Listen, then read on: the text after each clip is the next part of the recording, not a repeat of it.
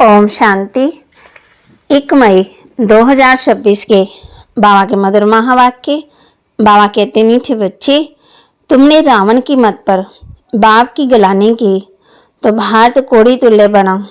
अब उसे पहचान कर याद करो तो धनवान बन जाएंगे। तुमने रावण की मत पर बाप की गलानी की तो भारत कोड़ी तुल्य बना। अब उसे पहचान कर याद करो तो धनवान बन जाएंगे। प्रश्न, सीढ़ी के चित्र में कौन सा वंडरफुल राज समाया हुआ है? बाबा प्रश्न पूछ रहे हैं बच्चों से, सीढ़ी के चित्र में कौन सा वंडरफुल राज समाया हुआ है? बाबा कहते, आधा क्लब है भक्ति की डांस और आधा क्लब है ज्ञान की डांस। जब भक्ति की डांस होती है तो ज्ञान की नहीं, और जब ज्ञान की होती है तो भक्ति की नहीं। आधा क्लब रावण की प्रालभ चलती और आधा क्लब तुम बच्चे प्रालभ भोगते हो। ये गुह्य राज सीढ़ी के चित्र में समाया हुआ है। गीत ओम नमो शिवाय। ओम शांति। बाप बैठ समझाते हैं, भक्ति मार्ग में बहुत ही भक्ति की डांस की, ज्ञान की डांस नहीं की।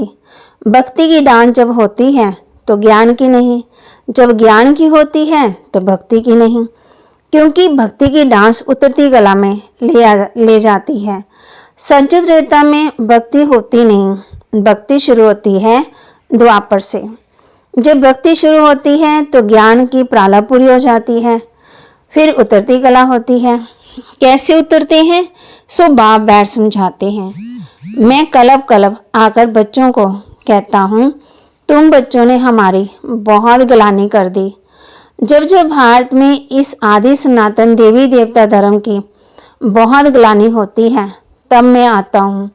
गलानी किसको कहा जाता है वह भी समझाते हैं। बाप कहते हैं, मैं भिखारी नरकवासी भारत को आकर के कलब कलब स्वर्गवासी बनाता हूँ।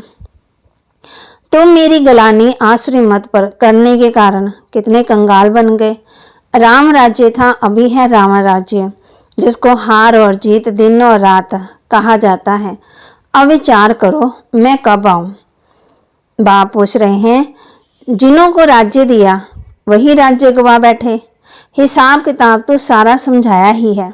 मैं आकर वर्षा देता हूँ, फिर रावण आकर तुमको श्रापित करते। भारत को खास, दुनिया को आम। भारत की महिमा का भी किसी को पता ही नहीं है। पहले पहले भारत ही था, कब था, कैसे था, कौन राज्य करते थे, किसी को भी कुछ पता नहीं, कुछ भी समझते नहीं। जो देवता थे शक्ल मनुष्य की, सीरत देवताओं की थी। अब सूरत बल मनुष्य की है, सीरत आसुरी है। विचार, खाना पीना सब बदल गया। जिसको समझाते वे समझते ही नहीं, क्योंकि पालक के बाप को ही नहीं जानते और ही बैठ गाली देते। बाप की गलानी करते करते बिल्कुल ही कौड़ी तुल्य हो गए। भारत का डाउनफॉल हो गया। ऐसी हालत जब होती है बाप कहते हैं, तब मैं आता हूँ। अभी तुम बच्चों को सम्मुख समझा रहा हूँ। कल पहले भी ऐसे ही समझाया था। ये दैवी संप्रदाय की स्थापना हो रही है। मनुष्य देवता बन रहे हैं। मनुष्यों को ये पता ही नहीं है कि बाप कब आते हैं। सतयुग त्रेता में तुम बड़ी खुशी से प्रालभ भोगते हो, सुख में रहते। फिर द्वापर से रावण का श्राप पाते पाते बिल्कुल ही खत्म हो जाते। जैसे देवताएं प्रालभ भोगते भोगते त्रेता के अंत में खत्म हो जाते। फिर रावण की आसुरी प्रालभ शुरू होती। भक्ति भी पहले अव्यमचारी होती, फिर व्यमचारी। पहले एक की फिर अनेकों की। सीढ़ी ठीक बनी हुई है। हर एक चीज़ सतो प्रधान, सतो रजो तमो बनती है, खाद पड़ती जाती। तुम बच्चों को समझाया तो बहुत अच्छी रीति जाता, परंतु धारणा कम होती है। कोई में समझाने का बिल्कुल ही अकल ही नहीं है। कोई अच्छे अनुभवी हैं जिनकी तो कहते जिनकी धारणा बड़ी अच्छी होती है। नंबरवार तो होते ही है ना। स्टूडेंट्स एक समान नहीं होते, कुछ ना कुछ नंबर जरूर रखेंगे। कोई को भी समझाना बहुत सहज है। बाप कहते हैं, मुझे याद करो, मैं तुम्हारा बेहद का बाप हूँ, सृष्टि का रचयिता हूँ। मुझे याद करने से तुमको बेहद का वर्षा मिलेगा, याद से खाद निकलेगी। सिर्फ ये समझाओ कि तुम भारतवासी सतो प्रधान थे सतयुग में, अभी कलयुग में तमो प्रधान बने हो। आत्मा में खाद पड़ती है, पवित्र होने बगैर कोई भी वहां जा नहीं सकते हैं। नई दुनिया में है ही सतो प्रधान, कपड़ा। तो वहां कहते जब कपड़ा नया है तो कहेंगे सतो प्रधान है, फिर पुराना तमो प्रधान हो जाता। ये शरीर भी एक वस्त्र, अभी सबका कपड़ा फटने लायक है। सब झरझरी भूत अवस्था को पाए हुए हैं। जो विश्व के मालिक थे वही बिल्कुल गरीब बने हैं, फिर उनको ही शाहूकार बनना है। इन बातों को मनुष्य नहीं जानते। भारत स्वर्ग था, इन लक्ष्मी नारायण का राज्य था, और सब धर्म वाले तो बाद में आए हैं। बाप तुमको रियल बात बैठ समझाते हैं। गीता का देखो कितना मान है, पढ़ते पढ़ते बिल्कुल ही नीचे गिर गए। तब पुकारते हैं कि हे पतित पावन आओ, हम भ्रष्टाचारी बन गए हैं। सदगति तो भगवान ही दे सकते हैं, बाकी शास्त्रों में सब है भक्ति मार्ग, तुम्हारी बुद्धि में बैठा हुआ है। हम बाबा के ज्ञान से देवता बनते हैं। अब तुम्हारी दुनिया से बाबा कहते अब सारी दुनिया से वैराग्य, सन्यासी भी भक्ति करते, गंगा स्नान आदि करते। भक्ति भी सतो प्रधान फिर रजो तमो होती है। ये भी ऐसे है। आधा कल्प ब्रह्मा का दिन और आधा कल्प रात गाई जाती। ब्रह्मा के साथ जरूर ब्राह्मणों का भी होगा। तुम अभी दिन में जाते हो, भक्ति की रात पूरी होती। भक्ति में तो बहुत दुख, उनको रात कहा जाता। अंधेरे में धक्के खाते रहते हैं भगवान से मिलने के लिए। भक्ति मार्ग में सदगति देने वाला कोई होता ही नहीं। तुम्हारे सिवाय कोई भी यथार्थ यदि भगवान को नहीं जानते। आत्मा भी बिंदी, परमात्मा भी बिंदी, ये बात कोई भी समझ ना सके। परमात्मा ही स्वयं आकर ब्रह्मा तन से समझाते। उन्होंने फिर भागीरथ बैल के रूप में दिखाया है। अब बैल की तो बात ही नहीं है। बाप सब बातें अच्छी रीति समझाते हैं, परंतु किसी की बुद्धि में पूरी रीति बैठता ही नहीं। बाप बैठ बच्चे में तुम आत्मा का बाप हो, समझाते हैं ना। बाप बैठ बच्चों को समझाते, बच्चे तुम आत्मा का मैं बाप हूँ, तुम मुझे याद करो और वर्षे को याद करो तो तुम्हारे भी कर्म ही नाश होंगे। फिर भी कहते हो ना भूल जाते हो। वाह, ऐसे साजन में बाप को भूलना चाहिए। स्त्री पति को अथवा बच्चे कभी बाप को भूलते हैं क्या? यहाँ तुम क्यों भूलते हो? बाप पूछ रहे हैं। कहते भी हो बाबा आप हमको स्वर्ग का मालिक बना रहे हो, फिर भी भूल जाता हूँ। बाप कहते याद नहीं करेंगे तो अंदर से कट चढ़ी हुई है, वह कैसे निकलेगी? मुख्य बात ही है याद की। अपना कोई दूसरे धर्म से ताल्लुक नहीं है। स्कूल में तो हिस्ट्री ज्योग्राफी समझाते हो, कोई तो बिल्कुल समझते ही नहीं है। बाप पढ़ाते हैं, ये बुद्धि में बैठता ही नहीं। अच्छा, बाप और वर्षे को याद करो तो ये भी भूल जाते हो। जिसके लिए आधा कल्प भक्ति करते आए हो उस बाप को याद नहीं करते। तुम बच्चों की बुद्धि में है अब हम ये शरीर छोड़ राजाई में जाएंगे, ये अंतिम जन्म है। सूक्ष्म वतन में उनके फीचर्स तो नहीं देखते हो, वैकुंठ में ही देखते हो ना। जानते हो ये मम्मा बाबा ही लक्ष्मी नारायण बनते हैं। तुम जब सतयुग में रहते हो तो समझते हो कि ये एक शरीर छोड़ दूसरा लेना है। वहाँ उनको ये पता ही नहीं रहता कि सतयुग के बाद त्रेता आएगा, द्वापर आएगा, हम उतरते जाएंगे। ज्ञान की बात ही नहीं रहती। जन्म लेते रहते, वहाँ आत्माभिमानी रहते, फिर आत्माभिमानी से देहाभिमानी बन जाते। ये नॉलेज से तुम बच्चों माना ब्राह्मणों को है, और बाबा कहते और कोई के पास ही नहीं है। ये है ज्ञान गणेश्वर, जो ज्ञान का सागर बाप है वही सुनाते हैं। जरूर ब्रह्मा के बच्चे ब्राह्मणों को ही सुनाएंगे। ब्रह्मा के बच्चे ब्राह्मण संप्रदाय, रात दिन का फर्क है। तुम पुरुषार्थ का संपूर्ण गुणवान बनते हो। संपूर्ण निर्विकारी ग्रस्त व्यवहार में रहते भी तुम बाप को याद करो।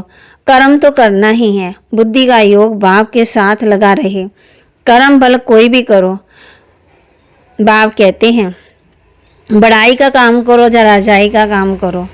राजा जनक का भी गायन है ना, राजाई करते रहे परंतु बुद्धि का योग बाप के साथ लगाओ तो वर्षा मिल जाएगा। बाप कहते हैं मन मना भव, माँ में कम याद करो। शिव बाबा कहते हैं सिर्फ शिव कहने से शिवलिंग याद आएगा और तो सबके शरीर के नाम लिया जाता। पाठ शरीर से बजाते, अभी तुमको आत्माभिमानी बनाया जाता है जो आधा कल्प चलता। इस समय सभी हैं देह अभिमान में, वहाँ आत्माभिमानी होंगे यथा राजा रानी तथा प्रजा। आयु तो सबकी बड़ी होती, यहाँ सबकी आयु कम। तो बाप सम्मुख बैठ बच्चों को कितना अच्छी रीति समझाते हैं, हे आत्माएं, क्योंकि आत्मा ज्ञान लेती है, धारणा आत्मा में होती है। बाबा को शरीर तो है ही नहीं, आत्मा में सारा ज्ञान है। आत्मा भी स्टार, बाबा भी स्टार। वह जन्मन के चक्कर में नहीं आते, आत्मा जन्मन के चक्कर में आते, जन्म लेती। इसलिए बाबा ने काम दिया था कि परमात्मा की महिमा और बच्चे की महिमा लिख कर आओ। दोनों की अलग अलग है। श्री कृष्ण की महिमा अलग, वह साकार वह निराकार। इतना गुणवान किसने बनाया? जरूर कहेंगे परमात्मा ने बनाया। इस समय तुम ईश्वरीय संप्रदाय हो, तुमको बाप सिखला रहे हैं, पीछे फिर प्रारब्ध भोगते हैं। सतयुग में तो कोई भी सिखलाएंगे नहीं, भक्ति मार्ग की सामग्री खत्म हो जाती है। इस दुनिया से वैराग्य भी चाहिए, अर्थात देह साय देह के सब संबंध छोड़ अपने को अशरीरी आत्मा समझना है। अशरीरी आए अशरीरी जाना, अकेले आए अकेले जाना। ये पुरानी दुनिया तो यहाँ ही खलास होनी है, हम सब नई दुनिया में जाने वाले हैं। बस ये याद की मेहनत करते रहो। बाबा कहते इसमें फेल होते हैं, याद नहीं करते, याद करते नहीं हैं। जो भी समझने के लिए आते हैं उनको भी यही समझाना है। शिव बाबा ब्रह्मा द्वारा कहते कि मुझे याद करो, तो याद से तुम्हारी खाद निकल जाएगी, तुम विष्णुपुरी के मालिक बन जाएंगे। विष्णुपुरी ही स्वर्गपुरी है, तो जितना हो सके बाप को याद करो। जिस बाप को आधा कल्प याद किया, अब वे सम्मुख आए हैं, कहते हैं मुझे याद करो। उनको कोई भी जानते नहीं, खुद ही आकर अपना परिचय देते हैं। मैं जो हूँ जैसा हूँ ऐसा कोई विरला जानते हैं और निश्चय करते हैं। निश्चय कर लेते हैं तो पुरुषार्थ कर वर्षा पा लेते। शिव बाबा कहते मुझे याद करने से तुम्हारे भी कर्म विनाश होंगे और तुम पवित्र बन पवित्र दुनिया के मालिक बनेंगे। विकर्म कोई भी नहीं करना। अच्छा, मीठे मीठे सिकिलदे बच्चों प्रति माता पिता बाप दादा का याद प्यार और गुड मॉर्निंग। रूहानी बाप की रूहानी बच्चों को नमस्ते। रूहानी बच्चों की रूहानी बाप दादा को दिलवा जान सिकवा प्रेम से नमस्ते। धारणा के लिए मुख्य सार, पुरुषार्थ का संपूर्ण गुणवान बनना है। कर्म कोई भी हो लेकिन बाप की याद में रहकर करना है। कोई भी कर्म नहीं करना है, पुरुषार्थ कर संपूर्ण गुणवान बनना है। कर्म कोई भी हो लेकिन बाप की याद में रहकर करना है। कोई भी कर्म नहीं करना है। ये पुराना कपड़ा माना शरीर जर्जरी भूत है, इससे ममतम निकाल देना है। आत्माओं को सतो प्रदान बनाने का पूरा पुरुषार्थ करना है। आत्माओं को सतो प्रधान बनाने का पूरा पुरुषार्थ करना है। वरदान दे रहे बाबा हम बच्चों को, सदा अतीन्द्रिय सुख की अनुभूति करने वाले अटल अखंड स्वराज्याधिकारी भव। सदा अतीन्द्रिय सुख की अनुभूति करने वाले अटल अखंड स्वराज्याधिकारी भव। जो बच्चे संगम युग पर अतीन्द्रिय सुख का वर्षा सदा काल के लिए प्राप्त कर लेते हैं, अर्थात जिनका बाप के विल पर पूरा अधिकार होता है, वह विल पावर वाले होते हैं। उन्हें अटूट अटल अतीन्द्रिय सुख की अनुभूति होती है। ऐसे वारिस अर्थात संपूर्ण वर्षे के अधिकारी ही भविष्य में अटल अखंड स्वराज्य का अधिकार प्राप्त करते हैं। जो बच्चे संगम युग पर अतीन्द्रिय सुख का वर्षा सदा काल के लिए प्राप्त करते, अर्थात जिनका बाप के विल पर पूरा अधिकार होता, वह विल पावर वाले होते हैं। स्लोगन, जहाँ मेरापन आता है वहाँ बुद्धि का फेरा हो जाता है। जहाँ मेरापन आता है वहाँ बुद्धि का फेरा हो जाता है। जगदम्बा सरस्वती के महावाक्य, चढ़ती कला और गिरती कला की मुख्य जड़ क्या है? चढ़ती कला और गिरती कला की मुख्य जड़ क्या है? बहुत मनुष्य ये प्रश्न पूछते हैं कि अब इतना पुरुषार्थ कर जीवन मुक्ति पद को पाते हैं तो फिर क्या वहाँ कारण बनता है जो हम नीचे गिरते हैं? बल हम कहते हैं कि ये हार और जीत का खेल है। इसमें चढ़ती कला और उतरती कला होने का कोई कारण जरूर है, जिस कारण के आधार पर ये खेल चलता है। जैसे पुरुषार्थ से हम चढ़ रहे हैं, वैसे गिरने का भी कारण जरूर है। अब कारण भी कोई बड़ा नहीं, जरा सी भूल है। जैसे परमात्मा कहता है, मुझे याद करो तो मैं तुमको मुक्ति जीवन मुक्ति पद दूंगा, वैसे जब बॉडी कॉन्शियस हो परमात्मा को भूलते हैं तो गिरते हैं, फिर वान मार्ग में चले जाते हैं, फिर 5 विकारों में फंसने से दुख उठाते हैं।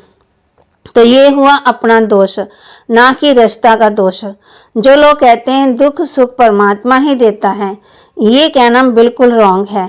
बाबा, सुख रास्ता है तो ना कि दुख रास्ता है।